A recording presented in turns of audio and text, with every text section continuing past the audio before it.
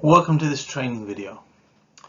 When people first learn to tether sitskis, they tend to make a lot of mistakes, including getting ahead of the sitski and even rolling the sitski. Some of these things just take practice, but a lot of problems can be avoided by understanding the correct positioning of the tetherer relative to the sitski. That's what this video is about, positioning yourself as a tetherer to control the sitski effectively. The good news is that if you get your positioning right, not only will you be able to control the sitski, but you will be able to do it with less effort and strength. For this video, I'm going to assume that the sitski has fixed outriggers, also known as pontoons, and that the skier is largely passive. The tether is doing most of the turning. This is usually the scenario where new tetherers start.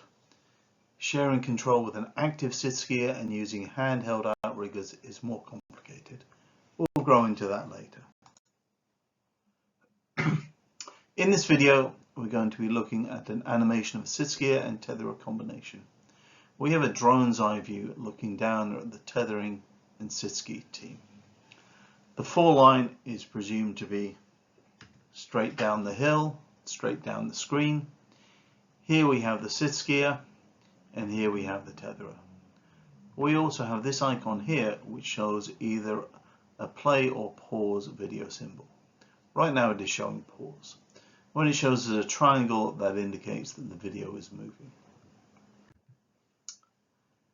The easiest way to get started with the sitski is heading straight down the fall line on flat skis. Anything else is just too complicated. The tetherer starts standing directly behind the sitski and holding on to the back of the sitski while already attached with the tethers. We start skiing straight downhill, and then the tetherer lets go of the sitski and slows down so that the tethers stretch out and gain some tension. The tetherer is probably using a snowplow, narrow snowplow, to control their speed at this point.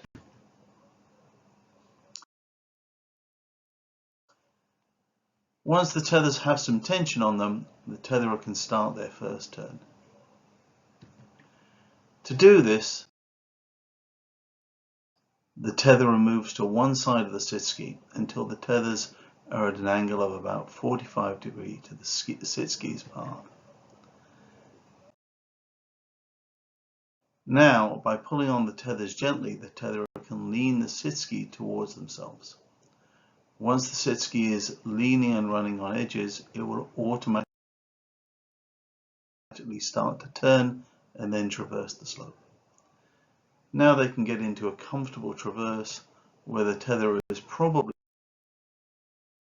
side slipping and the sitski is traversing across the hill.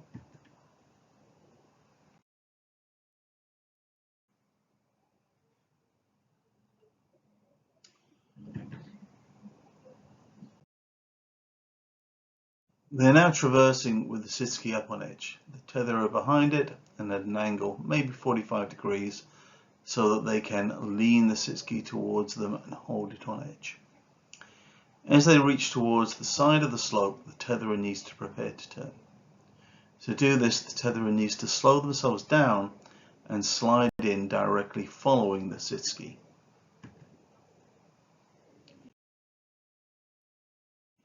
At this point, the sitski will come off edge, back onto flat skis, and will naturally start to turn nose down the slope.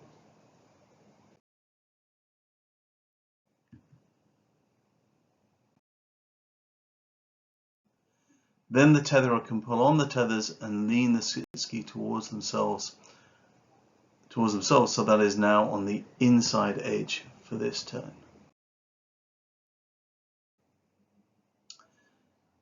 At this point, there is a danger that the tetherer sets off into the traverse before the sitski has completed their turn.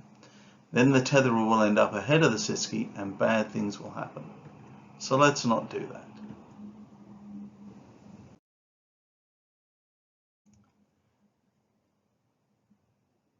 Instead, the tetherer has to slow themselves down, significantly and wait for the sitski to follow its natural curve, come round and overtake the tetherer. Then the tetherer can speed up and follow the sitski in its traverse.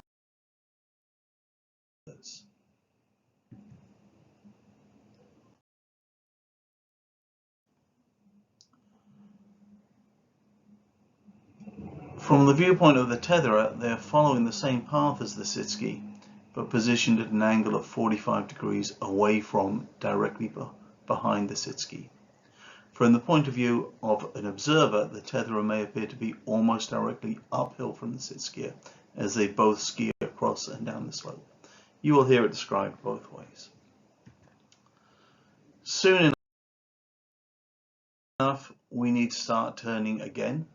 So again, the tetherer will slow themselves down and slide in directly behind the sitski. This allows the sitski to come off edge and turn its nose downhill. Then the tetherer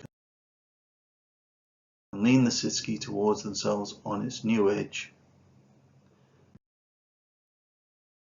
and complete the turn.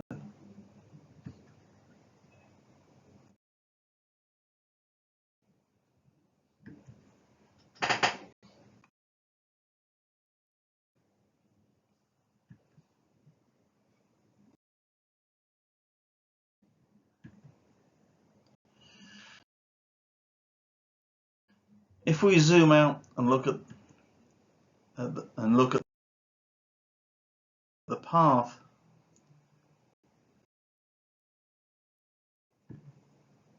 of the sitski and the path of the tetherer, we can see a few important facts. The sitski will take a wider path than the tetherer for all turns. The sitski's overall path is longer than that of the tetherer. The tetherer needs to traverse at the same speed as the sitski, but to turn inside the sitski, the tetherer needs to reduce their speed greatly around each turn. This ability to control speed separately from direction is most easily achieved through the use of a snowplow. So tetherers are usually skiing in parallel during the traverse and usually a snowplow at each turn to turn slowly. This can become a throwback to the technique called a stem Christie, where we traverse in parallel and start each turn by moving the uphill ski out into a wedge and shifting our weight to the outside uphill ski to initiate the turn. At the end of the turn, moving the inside ski back to be parallel with the new downhill ski and traverse back in parallel.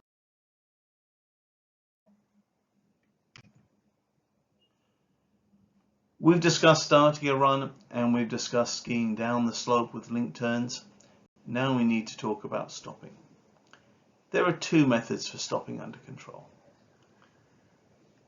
The first is that during the traverse,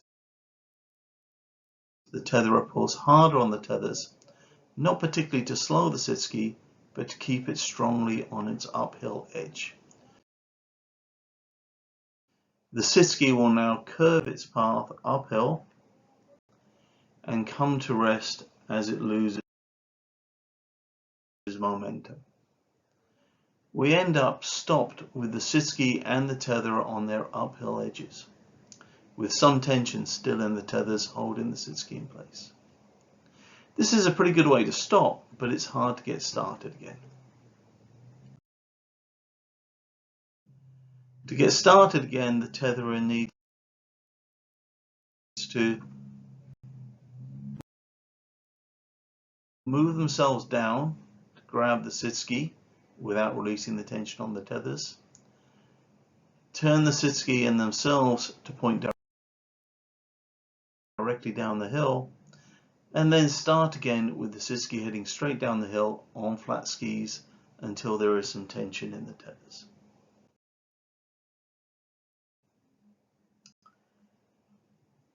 An alternative is to stop in a straight line downhill. This really only works on flat areas, but is the common solution at the end of a run. The tetherer initiates a turn so that the sitski is heading straight downhill across relatively flat terrain, and then skis behind the sitski, which is running on flat skis. Now the tetherer can pull evenly on both tethers at once, which won't lean the sitski but will slow it down. This creates a speed differential between the sitski going slower and the tetherer still going at speed. The tetherer can catch up with the sitski in about a second or two of loose tethers and grab the back of the sitski. The tetherer can now bring the combined unit of sitski plus tetherer to a stop just by using an uphill piece of terrain or by executing a combined hockey stop.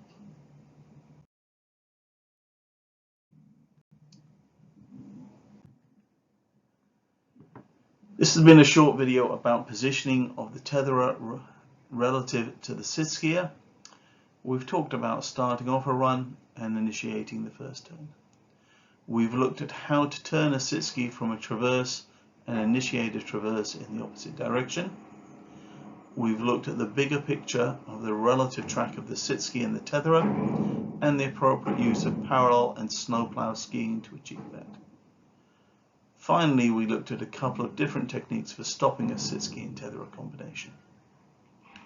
I hope you enjoyed this video, and I hope you'll find it useful in your journey as a new tetherer. This video is part of my sitski blog. Please check out the other log entries. In particular, there is one called Catch and Release, which has some more advanced tips on starting and stopping a tethering run.